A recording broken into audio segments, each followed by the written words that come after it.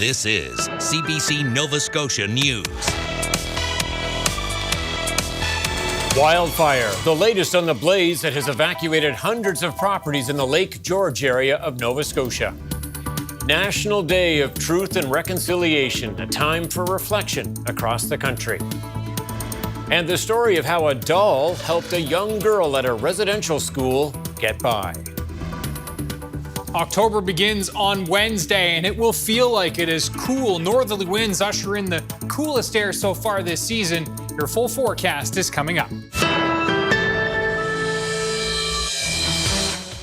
Good evening and welcome to our viewers joining us from New Brunswick and Prince Edward Island this evening. An out-of-control wildfire in Nova Scotia's Annapolis Valley has forced hundreds of people out of their homes. Officials say the Lake George wildfire, which started Sunday afternoon, has now grown to 150 hectares. 275 homes in the area have been evacuated, with dozens more on high alert.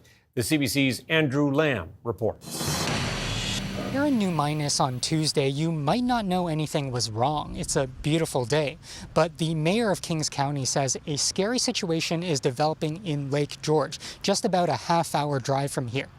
He says people in the area are not used to evacuations due to wildfires. The woods and area is still very, very dry, and no rain in sight for another week or two. So it's still a desperate situation, and people have to be very, very careful. And this is a prime example of how things can get out of hand very quickly. In an update Tuesday afternoon, provincial officials said the Lake George wildfire is about 150 hectares. That's half of what it was estimated to be the previous night, when smoke made it difficult to calculate the size. Officials say 275 homes have been evacuated and 56 others are on alert to leave at short notice. Sunrise Ridge resident Terry Brisky and his wife left their home in advance of an evacuation order they were told was likely coming. Brisky has had roots in the community and area for decades. A lot of sweat equity into the place. We got a lot of work done there. You're praying that nothing will happen, but again, it's material stuff, so it's, as long as nobody gets hurt. Chris Levy is another person choosing to leave home before any potential evacuation orders. He lives just outside the evacuation zone. Levy says there are older people living in the house. To be quite frank with you, the fires have jumped fire barriers and they've done some strange things, and I don't really trust it. I'm so close to the evacuation area, and I'm going to leave for safety reasons. The Department of Natural Resources Director of Fleet and Forest Protection says he's never in his career seen a fire situation like this at the end of September. It's been quite a year. Tomorrow is October, and most of my experience in this province, the rains start in September and we're pretty much done. So this is a new one for me. There are crews on the ground tackling the fire, along with helicopters and planes from Quebec. A 24-hour shelter with overnight accommodations is also open at the Louis Millet Community Complex in New Minas. Evacuees are being asked to register there whether or not they plan to stay. Andrew Lamb, CBC News, New Minas.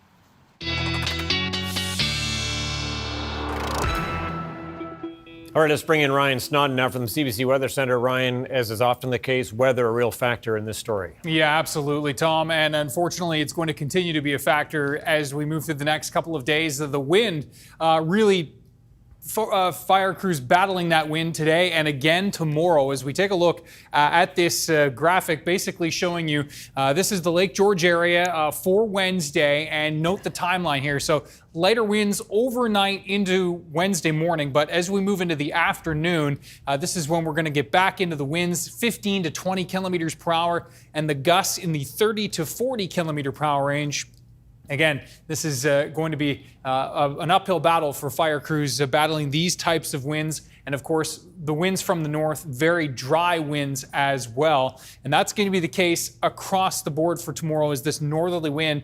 Some scattered showers on tap for Wednesday in this northerly wind. And yeah, watching a couple of tropical systems, Humberto and the other system to follow it up, Imelda, there it is, off to the south. And so this area of high pressure helping to keep all that tropical activity offshore, but keeping us quiet here in the region with lots of sunshine. Now, Thursday, we're going to be seeing the winds becoming a little bit lighter, temperatures bumping up a little bit as temps across the board on Wednesday for the first day of October are going to be in the low to mid-teens. So definitely the coolest day so far this season for many of us. And then as we move into Thursday and especially Friday into the weekend, temperatures will rebound. Your full 7-day forecast details are coming up, Tom. All right, Ryan, we'll check in a little later. Thank you very much. Thank you. Well, RCMP in New Brunswick have recovered a body that appears to belong to a 79-year-old woman who went missing in the spring. Ruth Carol Sutton was last seen walking on Mallard Drive in Grand Bay Westfield on May 25th. According to police, the remains were discovered on Sunday by a person walking their dog in a heavily wooded area about 5 kilometers away. Clothing at the scene matched exactly what Sutton was wearing at the time of her disappearance.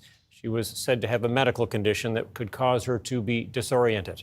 Police are still working to make a positive identification. Scientists say climate change is causing Nova Scotia's ocean floor to warm twice as fast as the surface.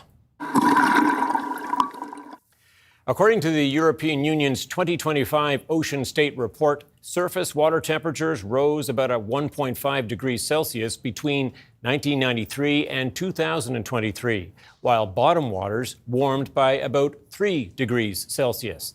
In that time, there were an additional 120 days of marine heat waves, which happen when the ocean's surface temperature is hotter than the historical average for at least 5 consecutive days.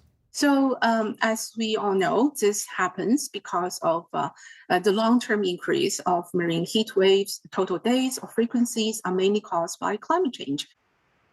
He says while there is some year-to-year fluctuation, the trend of warmer waters remains. If it continues, it could impact species that live on or near the sea floor, like lobster.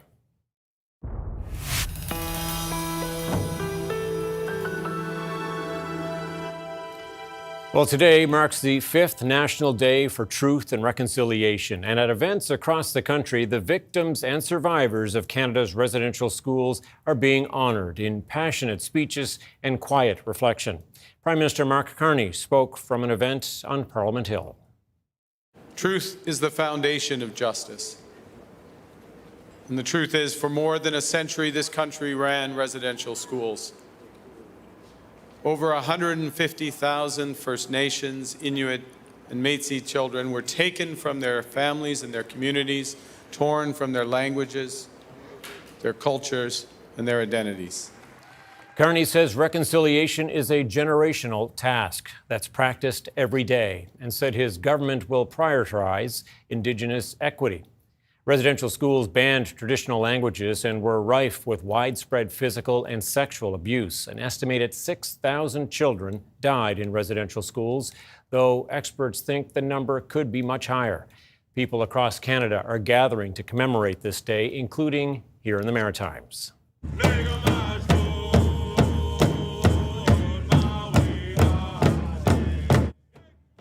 In Charlottetown, about 100 people gathered outside the Shaw Building. The crowd held a moment of silence to honor survivors of the residential school system and the children who never returned home.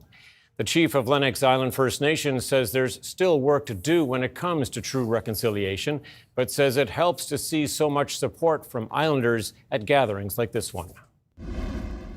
I had people come up to me that wasn't from the community, and just to come and say, you know what? Thank you for being here, for speaking. You know, you touched my heart in this way. And I believe that this is not going to fall on deaf ears at all. This year, people are being sincere.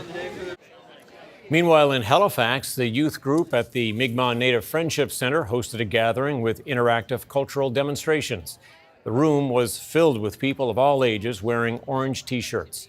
Children colored, learned how to make medicine pouches, and could even pick up a book from an Indigenous lending library. And finally, in New Brunswick, hundreds of people gathered outside Moncton City Hall to commemorate the day. Speakers told stories about the origins of their dances and of the impacts residential schools had on their families.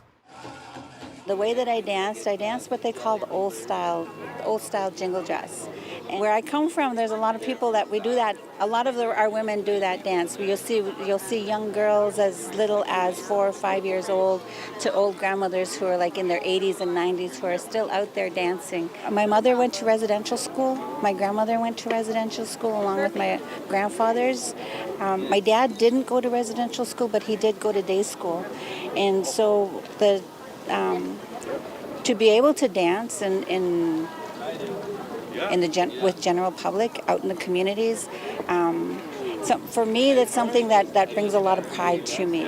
To be able to practice our culture and to be able to hear our songs and to be able to do our dances out in public really does make the heart, it fills your heart.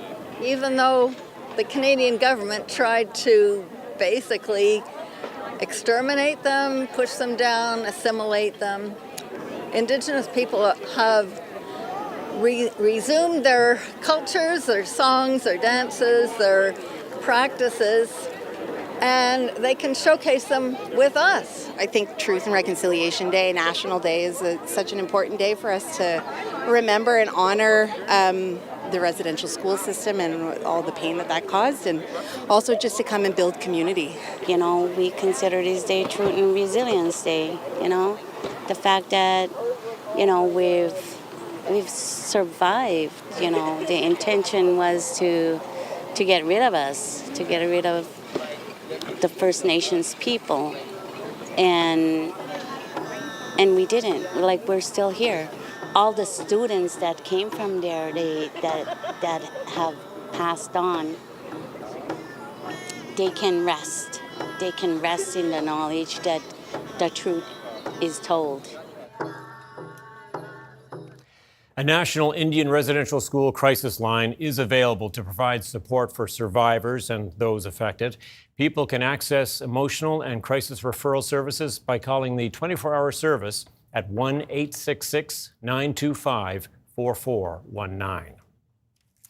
Well, what started out as a few small garden boxes has now grown into a successful greenhouse operation in New Brunswick's Bilitchka First Nation, where healthy food can be hard to access. The CBC's Danielle McReady has more.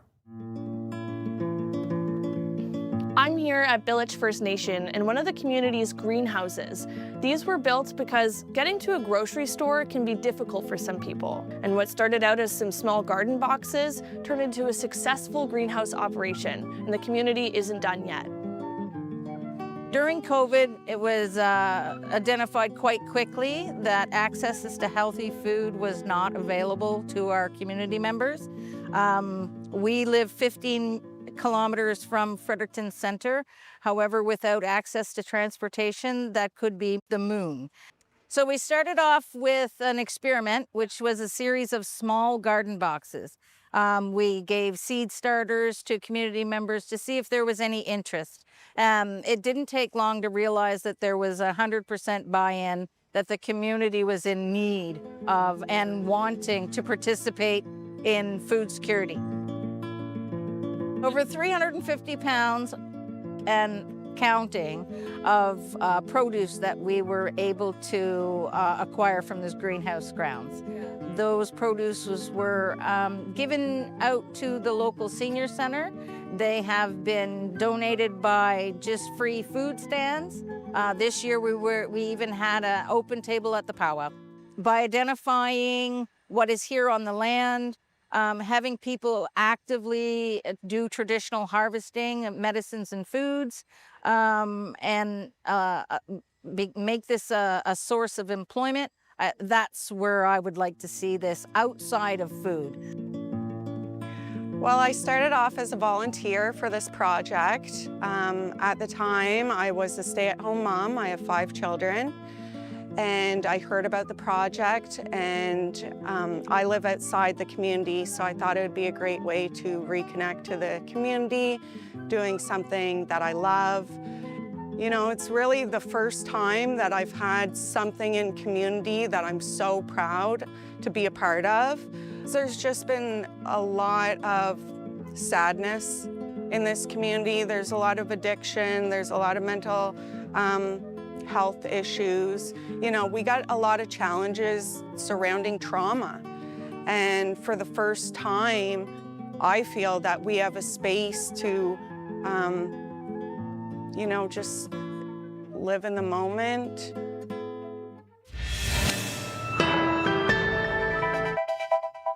And you're looking at a live shot of George's Island in Halifax Harbour on a beautiful fall afternoon. Ryan's up next.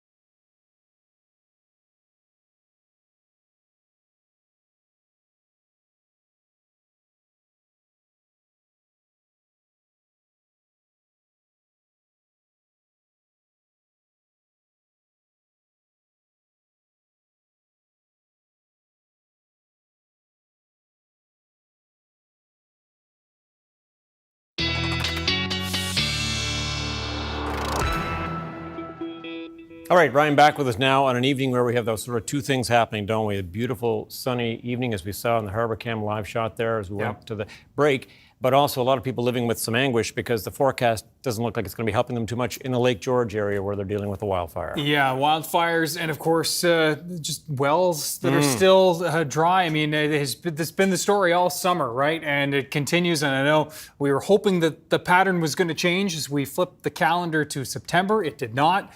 Here we are with another calendar flip coming and still no change in the forecast. So let's break it down first as we look at our webcam video from this evening. And, of course, a beautiful Lunenburg, Nova Scotia, and yes, a fine evening indeed along the south shore of Nova Scotia. The winds, they have been a factor today, and keeping those temperatures cooler across northern areas of the region. It is just 14 degrees right now in Edmundston, 15 in Bathurst, 14 at Tignish, and 14 in through Inverness County. But you can see down towards the south, away from those northerly winds, that's where temperatures are warmer, squeaking up towards 20 degrees in the southwest of Nova Scotia as we speak. Still 21 in St. Stephen, 19 in Fredericton, 19 in St. John, and the winds, there they are, sustained generally in the 20 kilometer per hour range. Some stronger sustained winds, North Cape at 35, gusts in the 30 to 40 kilometer per hour range, and it does look like those winds are going to be even a little bit stronger for tomorrow in most cases. Couple of scattered showers, Cape Breton back towards eastern parts of mainland Nova Scotia, down east in PEI, across Cobequid Bay. Couple of light showers pushing their way down towards the metro area in the Halifax area. And yes, as we mentioned earlier, Humberto and Imelda both going to be tracking to our south and east, and so won't be bringing any relief.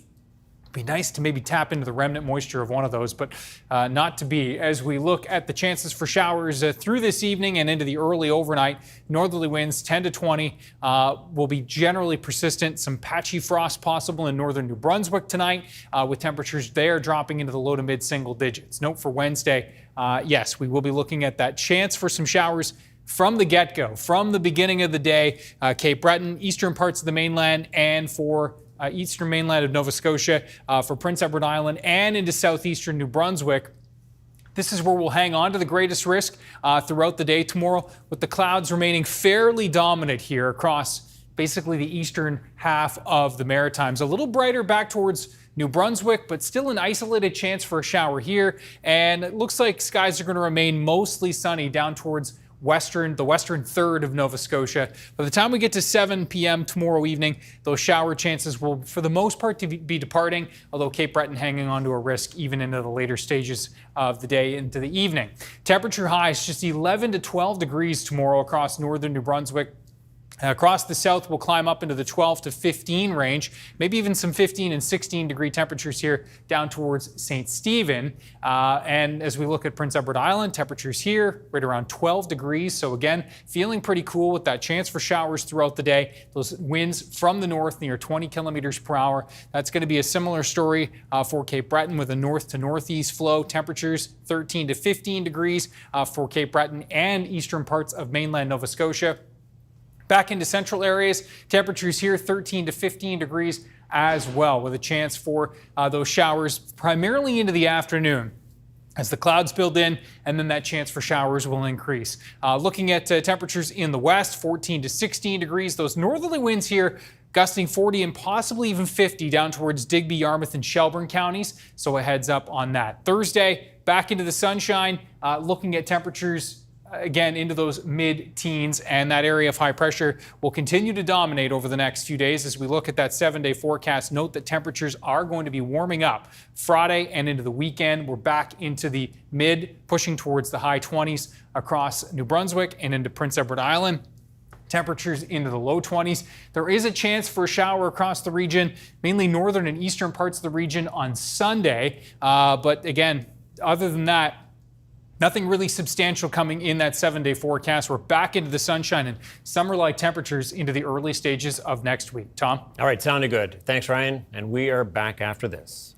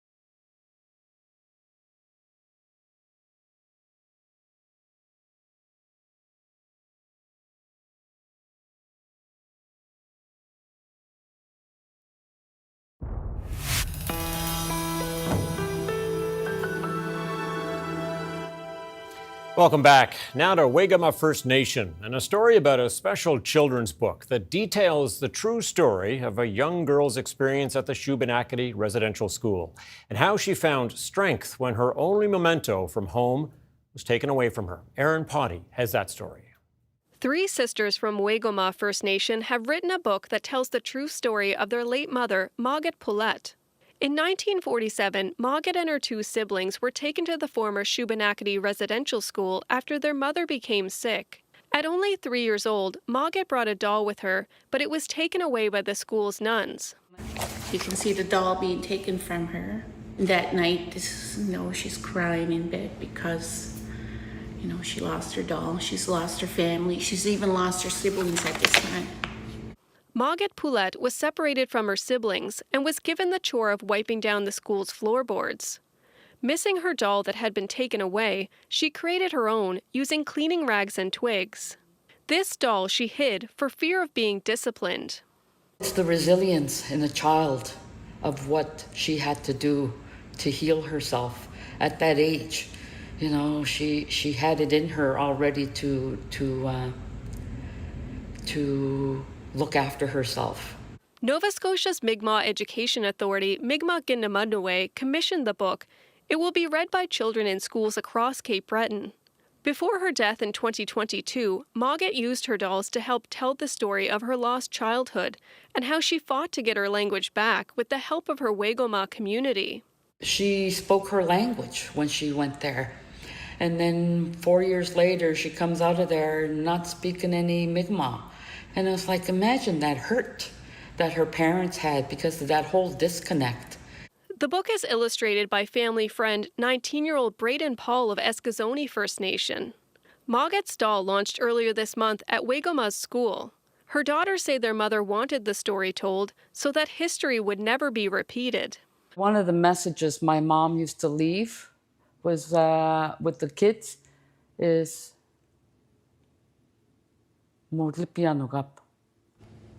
this will never happen to us again.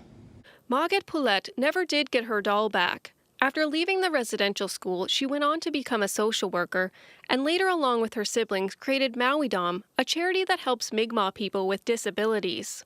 Erin Potty, CBC News, Waigama. And that is it for us tonight. Thanks for watching. We'll see you next time.